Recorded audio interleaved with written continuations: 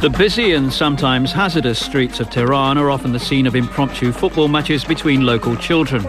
Gross underinvestment in sports facilities in Iran has left these youngsters with no alternative, and they often risk life and limb chasing the flimsy balls that are unique to this part of the world. Journalist Abul Fazl Jalali. Here it is. It's basically made of cheap plastic. It's so lightweight, it's easily blown away. Many Iranian football players grew up kicking these balls around on dusty fields, in narrow alleys. In fact, most of our top players hone their skills with these footballs.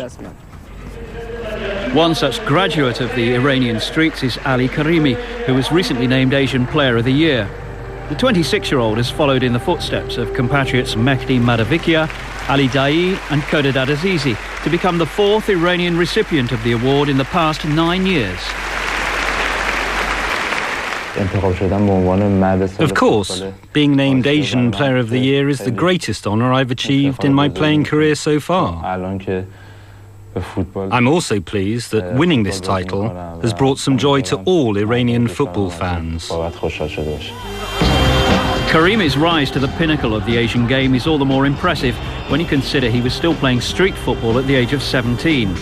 But his burgeoning talent eventually attracted the attention of Iranian second division side FAT, who sold him to the country's biggest club, Persepolis, less than 12 months later.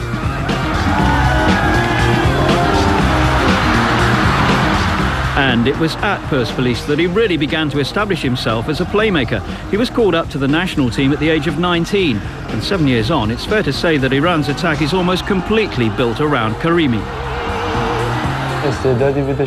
I suppose you could say that God has blessed me with this talent. I used to watch a lot of international players on television and would then try to practice their moves and improve my skills. Football experts on our continent have dubbed me the Asian Maradona. He was my idol. Maradona was a great player, a legend. Of course I'm flattered by that, but I certainly don't feel I'm in the same class as he was.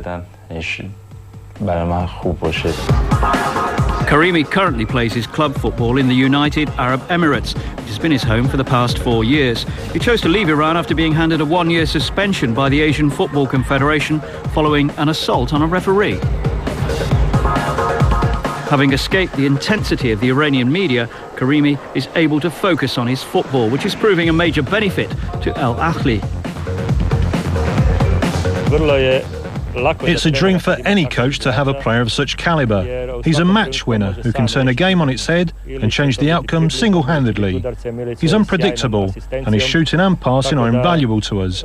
It's been reassuring to have him in my team. Iran's national team's in transition. Only 3 players remain from France '98, but that's no bad thing. The focus is very much on a new generation. With 81 appearances under his belt, Karimi is the most experienced member of the squad not to have played in the World Cup finals. That, he knows, could change next year if Iran can finish at least second in a group which also features Bahrain, North Korea and Japan. On paper, Japan are our toughest opponents. But to be honest, I don't really agree with that. I believe the standard of all the nations has improved. It's largely down to countries investing heavily in their football programmes. When it comes to the final round of qualifying in Asia, all teams are going to be tough to beat, and we simply can't afford to underestimate any of them. We're doing our best, and our aim is to qualify automatically for the 2006 World Cup. With a mature Karimi pulling the strings and a new crop of European-based players emerging, the Iranian people are expecting their team to qualify for Germany.